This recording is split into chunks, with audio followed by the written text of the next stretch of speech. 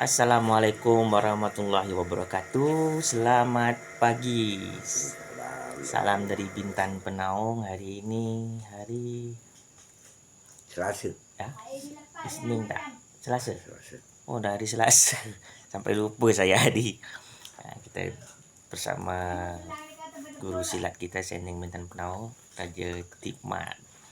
Hari ini kita sarapan ya. Alhamdulillah ada kopi. Nih kopi di sini nih agak manis sedikit nih. Ya, kita cerita ya tentang keras dan lembutnya tadi pada silat. Jadi kalau ayah berprinsip untuk silat ini itu tidak perlu kekerasan. Kalau kita berkeras mengadu kekuatan, jadi kita umpamakan dua butir batu. Kalau kita adu dengan kekuatan, salah satu di antaranya pecah. Jadi sehingga mungkin pada waktu emosi, pada waktu berkehendak itu tidak ada merasa penyesalan, karena dianggap batu yang satu menganggap batu satu tak ada guna, batu satu juga menganggap sedemikian ya. Tapi apabila sudah terjadi, di situ timbul satu penyesalan, betapa berfaedahnya yang satunya lagi. Nah, begitulah kita namanya di dalam mengolah itu ilmu lah, ilmu silat. Sebenarnya musuh itu sangat berguna bagi kita. Jadi kita juga berguna bagi musuh. Cuma di saat kita salah faham, itu kita kira dia tu harus kita hapuskan dan dia juga mengatakan kita harus dihapuskan. Jadi contohnya ilmu ini kalau kita berkuat sama berkuat, itu bertengkar sajalah. Tak usahlah berpukul-pukul, bertengkar. Masing-masing nak menang. Kemenangan itulah buat satu kekalahan. Jadi dengan kekuatan itulah kita menjadi satu kelemahan. Sehingga pada kesimpulan Sending yang ayah pelajari, itu diberi dengan kelembutan. Kata guru ayah, kalau orang datang keras, maka keraslah pendapat yang diterima dia. Kalau untuk datang lembut, maka lembutlah pendapat yang diterima olehnya.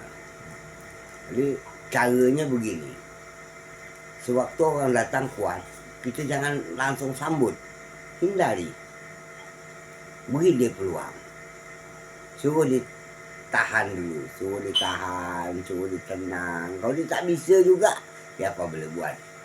Tapi ingat, ada 3 langkah rahsia yang perlu kita simpan dalam silat ini. 3 langkah rahsia itu tak pernah saya keluarkan.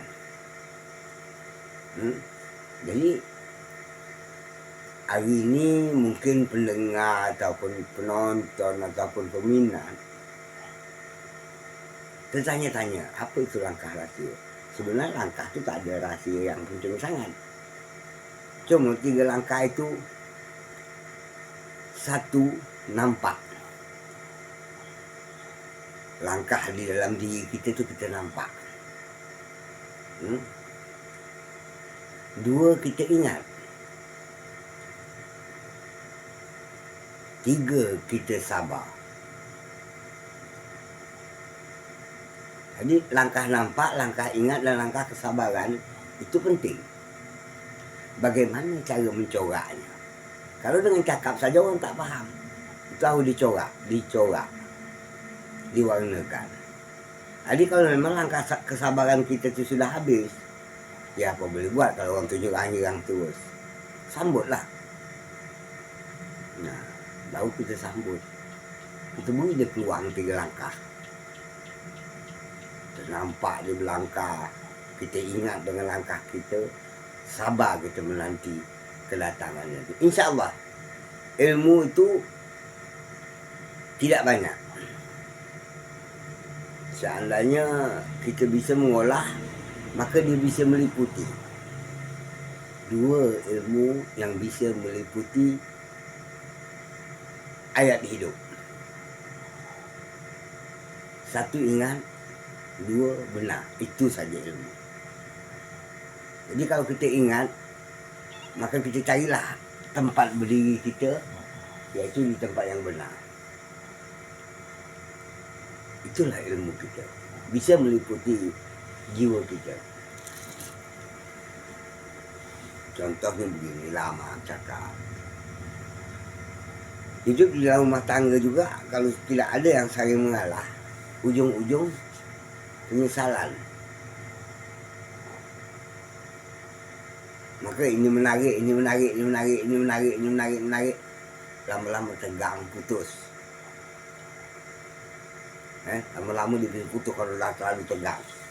Juga gitu bentrok, lama-lama salah satu tu habis. Nah jadi disitulah perlu nampak, ingat dan sabar. Jadi kalau terjadi sesuatu, cari dulu penyebabnya, masalahnya, apa itu bisa terjadi halnya. Baru ingat siapa salah. Kadang-kadang kita suka menuding kepada seseorang karena orang tu berkata dulu orang tu salah. Karena kita tidak ingat. Mungkin ada yang terselip kita lakukan, membuat orang tu berkata dulu, menyalahkan salah satu.